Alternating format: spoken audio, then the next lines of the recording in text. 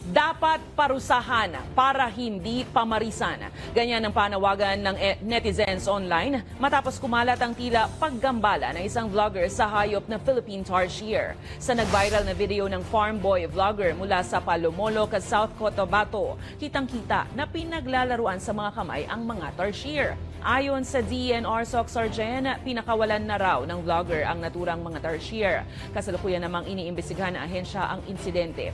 Ayon sa Wildlife Resources Conservation and Protection Act, iligal ang pagtransport, maling pagtrato at pananakit sa mga hayop at may kaakibat itong multa at pagkakakulong.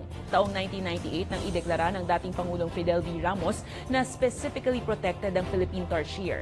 Ibig sabihin pinagbabawal ang panguhuli, pagpatay, maging ang pagsira sa natural na tirahan ng mga tarsier. Ang mga tarsier ay endemic o dito lang makikita sa Pilipinas. Sa ngayon ay itinuturing na rin silang endangered dahil sa mabilis sa pagkaubos ng kanilang populasyon.